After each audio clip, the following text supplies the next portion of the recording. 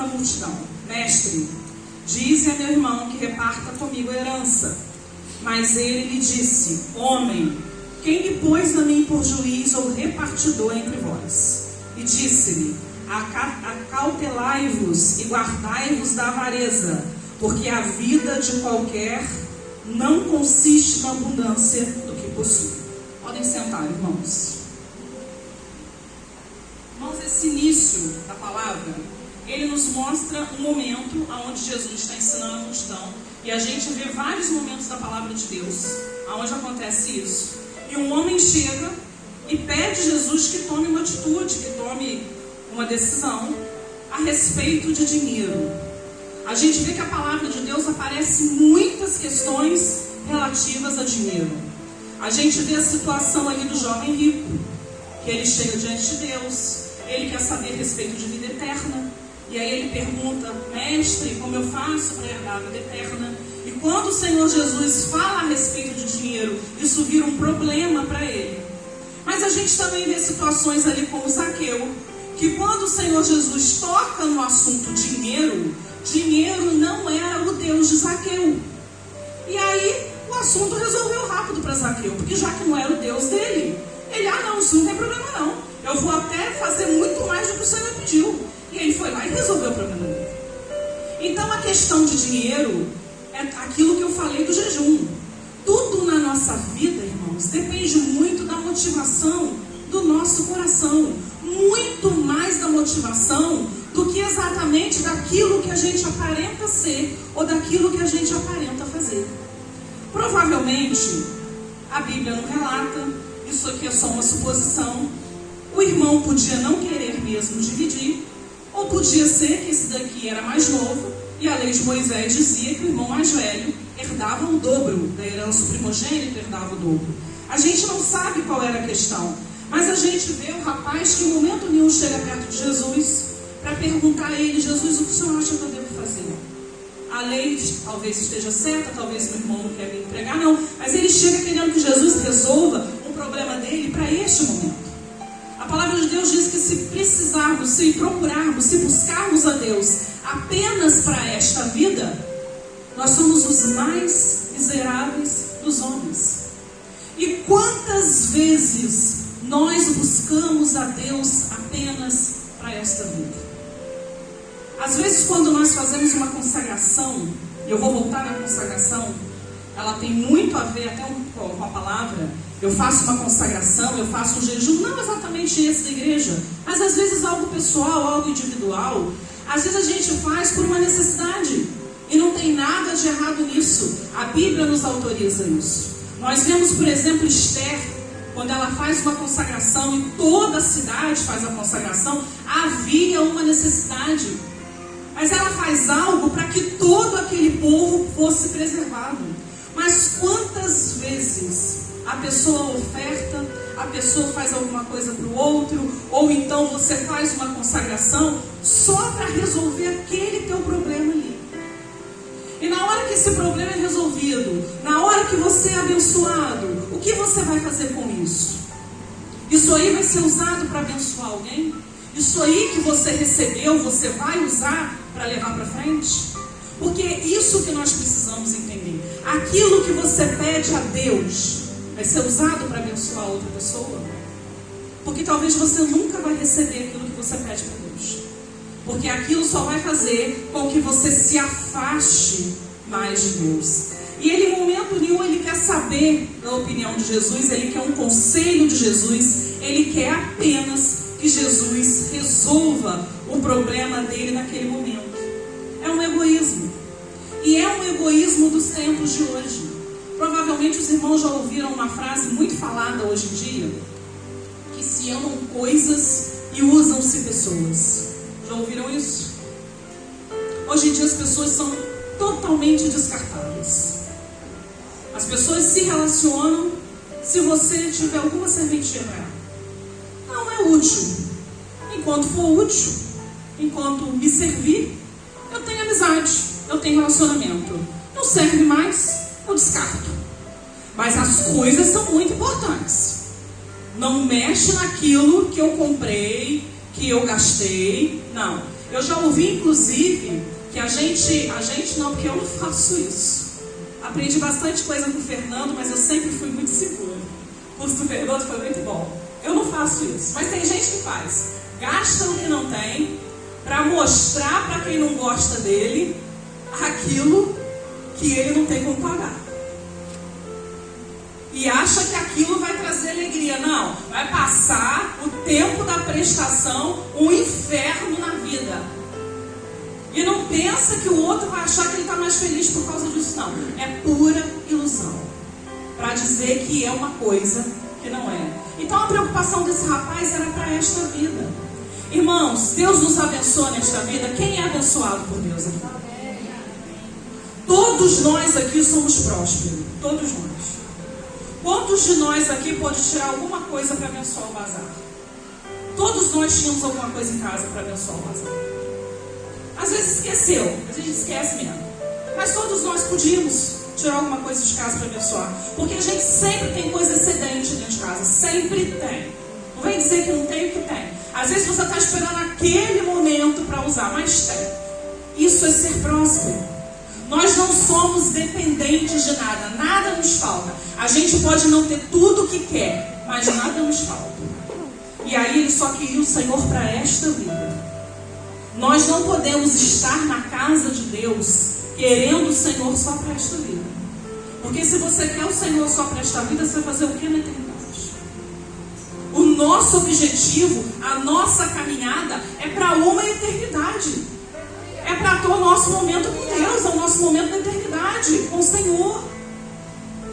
Muito me preocupa esse momento que a gente está na igreja, não usufruir deste momento.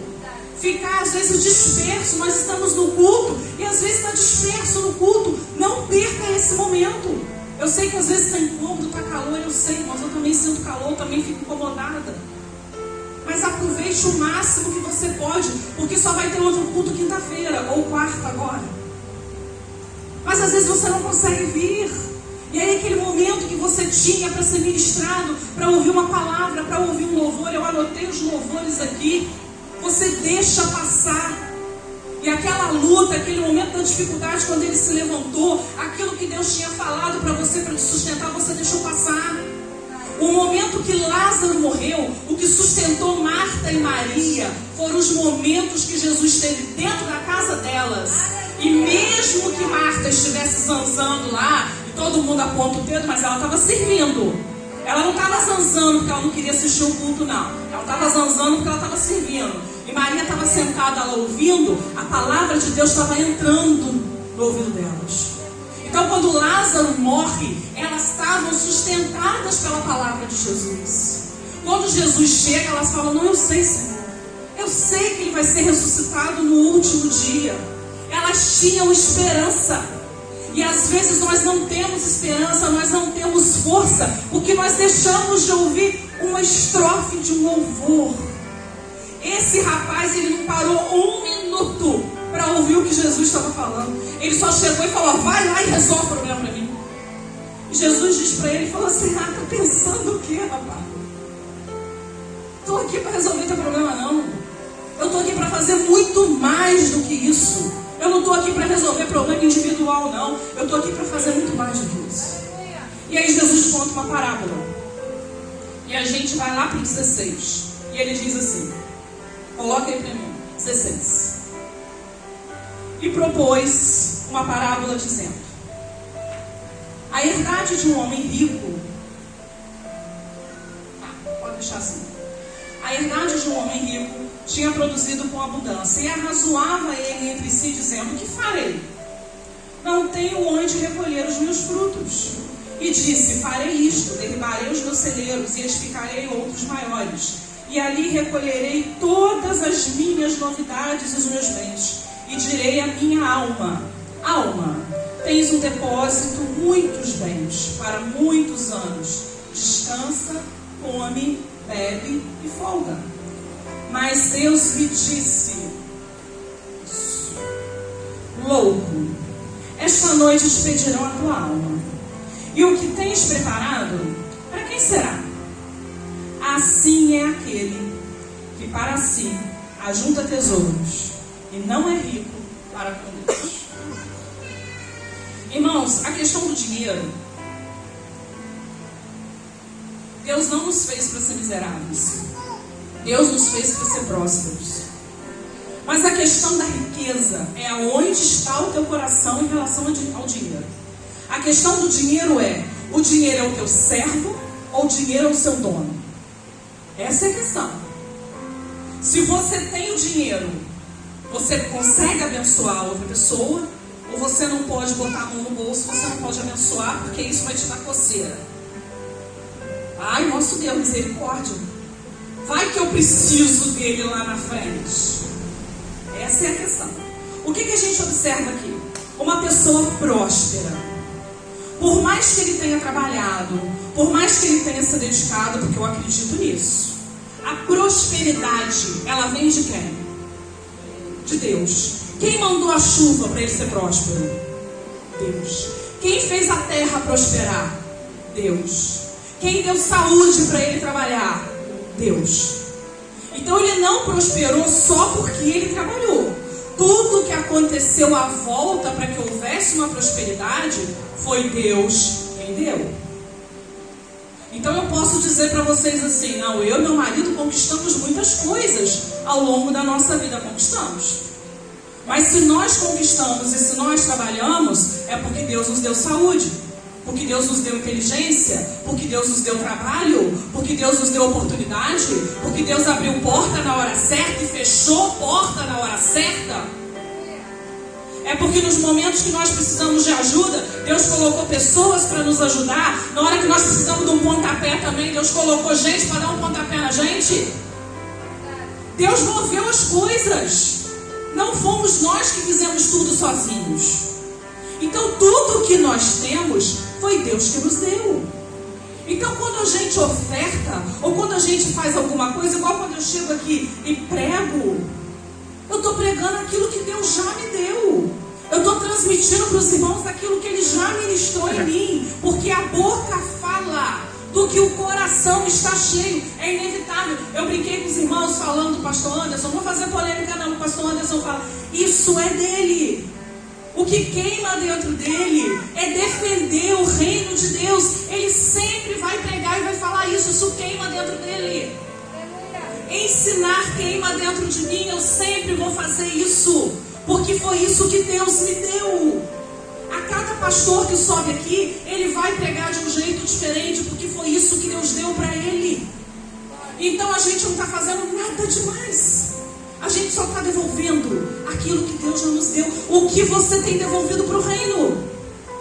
Qual a prosperidade que Deus tem colocado sobre a tua vida e você está devolvendo para o reino e fala: Senhor, olha, o Senhor me deu. A chuva veio, o campo, a terra favoreceu, tudo favoreceu. Então, Senhor, eu sou grato e eu estou devolvendo para ti.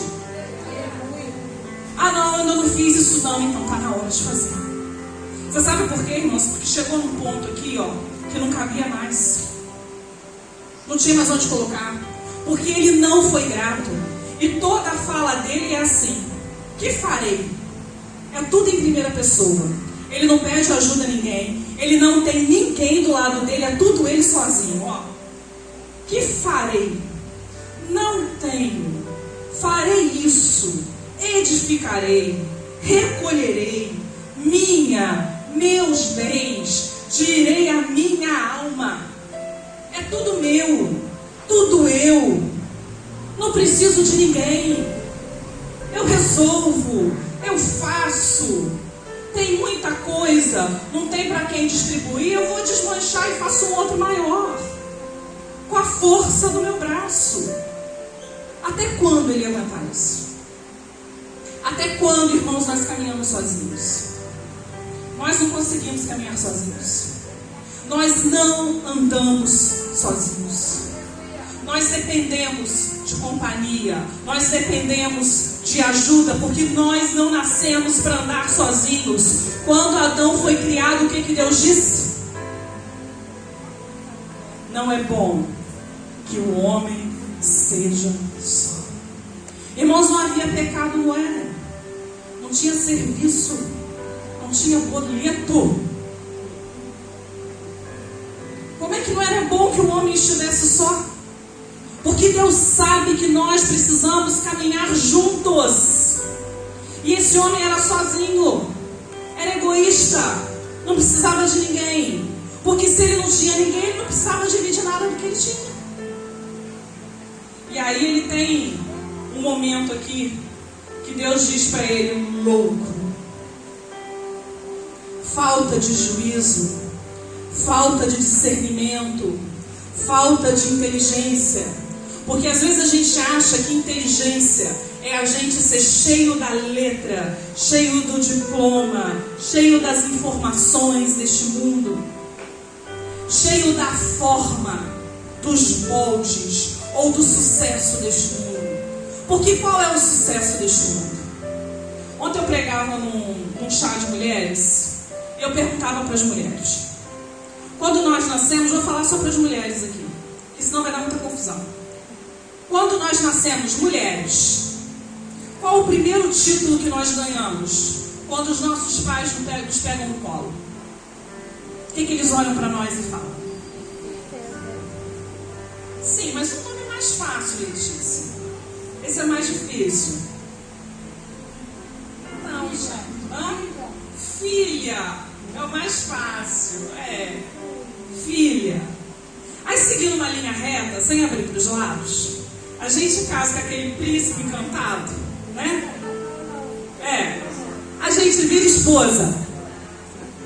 Então a gente é filha, a gente é esposa, a gente gera e a gente tem mais um terceiro título, que é mãe. E eles só falam isso dentro de casa, porque eles não aprendem pai. Porque quando eles aprendem, o pai diz, chama sua mãe. Então é só mãe. E aí, com o tempo, depois você vira avó. E se Deus abençoar, a bisa. Só que esses títulos são títulos que no nosso meio secular são títulos de sucesso. Se você chegar no nosso meio aí, você chegar aí no mercado, num ambiente com muita gente, falar: nossa, eu sou mãe. Não é não. Eles vão achar bom se você falar que você é empreendedora. Eles vão achar bom se você falar que você é uma doutora. Eles vão achar bom se você falar: não tenho filhos porque eu estou cuidando da minha carreira. É isso que é sucesso. E é sucesso? Mas ser mãe também é sucesso. Ser filha também é sucesso. Porque eu não estou sozinha. Eu tenho pessoas comigo que me amam, que estão do meu lado. Eu estou compartilhando aquilo que Deus me deu. Porque ser mãe tem que compartilhar. Ser pai tem que compartilhar. Ser filha tem que compartilhar. Ter família tem que compartilhar. Mas o que o mundo ensina hoje é que eu não preciso de ninguém. É que eu posso ser sozinha. Que eu posso juntar tesouros nesta terra. E que eu não preciso de ninguém. Que o dinheiro, ele vai me sustentar. E quando eu estiver velho, eu pago aí um asilo aí e me banco. Que a gente não precisa de nada. Que você não precisa de ninguém. E tantas outras frases que vocês conhecem por aí. É isso que ensinam aí. Mas nós somos servos de Deus. Independente de qualquer título, independente de qualquer nome de sucesso, nós somos filhos. E os filhos são dependentes do Pai. Daquilo que o Pai tem para nós. E o Pai nunca quis que nós estivéssemos sozinhos. Então quando ele chama de louco, é porque essa pessoa decidiu ser sozinho. Não fique sozinho. E às vezes a gente fica sozinho na nossa dor. Porque você não confia em ninguém. Mas eu vou falar. Você precisa falar. Você está num ambiente que você tem que confiar pelo menos em uma pessoa para você contar a sua dor. E você tem que confiar no teu pai para você falar com ele. Porque se você não tem uma pessoa para você contar a sua dor, para você dividir, para você compartilhar, você vai enlouquecer. Nós temos situações na vida, irmãos, que nós temos que compartilhar. Nós não podemos guardar isso para nós. Então ele diz: louco, esta noite pedirão a tua alma. Nós vivemos uma época onde se fala muito de muita coisa.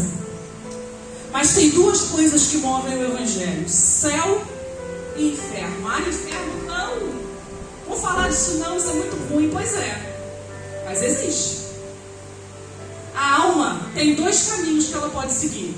Ou é um, ou é outro. Vou falar para os outros levantar e ir embora aborrecido. Mas é um ou é outro. Nesse momento, a alma dele ou ia para um lado, ou ia para o outro. A impressão que nos dá aqui, porque eu não vou julgar, né? Porque julgar é pecado, então não vou julgar.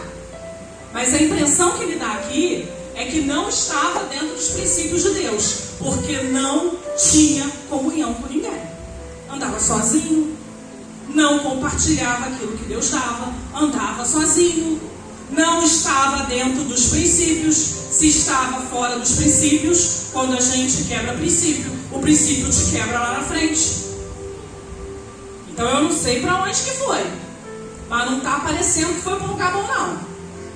A nossa alma tem dois caminhos que ela pode seguir. E a gente determina, durante a nossa caminhada, para onde a gente quer ir. Seguindo a palavra de Deus, ou sendo louco, ou não compartilhando, ou não se relacionando, ou não fazendo a vontade de Deus. E ele diz uma coisa mais desesperadora. E o que tens preparado, mais desesperadora não, né? O mais desesperador era o louco da alma. Para que vai ficar isso tudo que você guardou?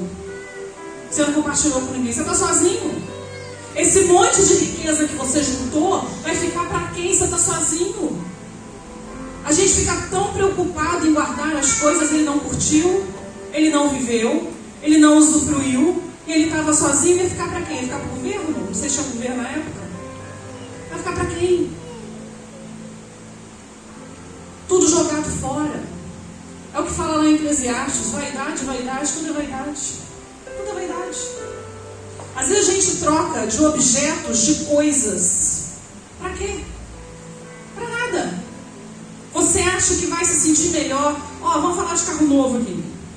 Você troca de carro novo. O meu tá velho, hein? Mas quem quiser a Deus lá, os pastores recebem. Então vamos lá.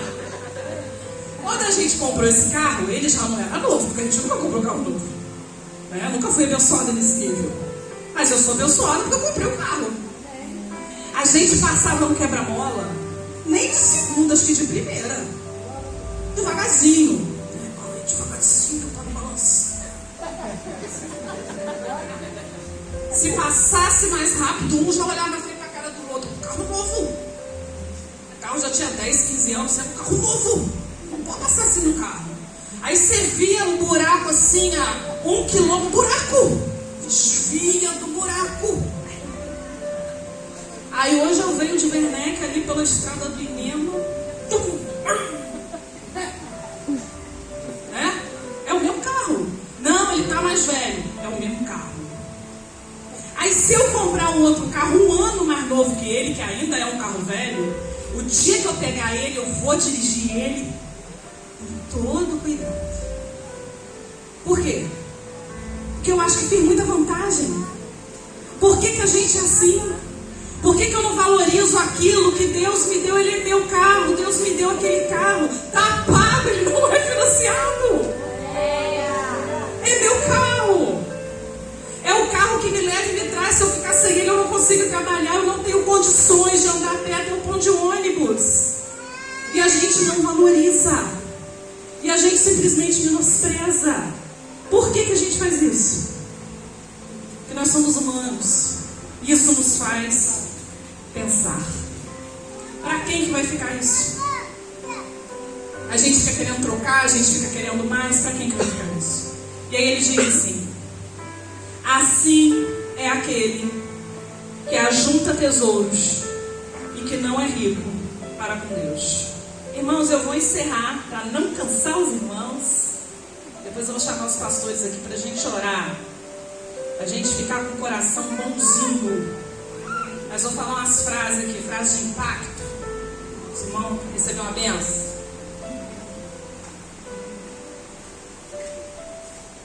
Se os irmãos continuarem lendo, eu não vou ler, mas depois do 22 ao 34, é um momento da da conversa de Jesus com os discípulos. A gente vê isso o tempo todo na Bíblia. Tem aquele bagunça ali no meio da multidão. Jesus fala lá e o povo fica sem saber o resto da história. Aí Jesus soltou lá a parábola, ficou solta lá. Aí vem Jesus lá no pé do ouvido dos discípulos e complementa a história. Eu já falei isso com os irmãos. Quanto mais próximos do Senhor, mais nós entendemos o que Deus tem para dizer para nós. E aí a revelação vem. E aí a profundidade vem. Por isso que nós fazemos propósitos. Por isso nós fazemos jejum. Por isso nós estamos na igreja. Por isso nós temos devocional. Para a gente viver esse momento mais próximo. Então o que nós vemos aqui? Lá no verso 17, o Senhor fala de uma doação. Saiba que a doação não é a primeira atitude da nossa carne. Nós não vamos desejar doar. Nunca vamos desejar. Se na sua cabeça vier assim, hoje eu vou doar tanto para a igreja. Aí você vai dizer, não, isso é coisa do maligno. Não é. O maligno não vai botar isso na tua cabeça. A tua carne não vai te botar esse desejo. Se vier isso na tua mente, você pode crer que é da parte de Deus. E eu vou contar para os irmãos, já vivi isso.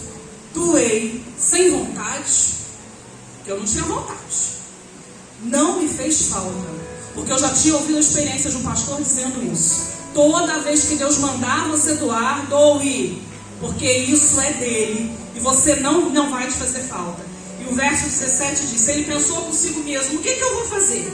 Eu não tenho onde armazenar a minha colheita, doe. Esteja atento, pois a primeira atitude sempre vai ser reter. Isso é do nosso coração, irmãos, isso é da nossa carne. O verso 18 ele diz, então disse, já sei o que vou fazer, eu vou derrubar o que eu já tenho e vou construir outros maiores. E ali guardarei toda a minha safra e todos os meus bens. O ministério de louvor pode ir subindo. Lute contra a tirania do eu primeiro. Irmãos, lembre que sempre tem o próximo. Para tudo. Você está numa fila, você vai se servir. Tem outras pessoas para se servirem, são coisas simples. Lembre que você não é único, tem outra pessoa. Tudo dele era eu. Eu direi a mim mesmo. Eu vou descansar, eu vou comer, eu vou beber e vou me alegrar. Não quero saber do outro. Lembre-se da brevidade da vida. Você sabe quantos anos de vida você ainda tem nesta terra? Não? Eu falo com o Mateus que eu pretendo viver mais 32 anos, no mínimo. Porque se eu só posso me aposentar com 32 anos de serviço, eu tenho que viver mais 32 para descontar. É o cálculo que eu faço. Mateus acha um absurdo. Ele fala, mãe, você tem que parar de contar com essa aposentadoria. Mas se eu sou de matemática, eu faço conta. Então, na minha conta, depois que eu aposentar, tem que ser mais 32 no mínimo para descontar. Mas eu não sei se vai acontecer. Mas eu recebo. Mas a vida é breve. A gente não sabe quanto tempo a gente tem. E a gente perde tempo. Pouca coisa. Entregue seu futuro e provisão para Deus. Entrega para Ele. Dedique a Ele. Fale com Ele. Peça a Ele, Senhor, o que o Senhor quer de mim?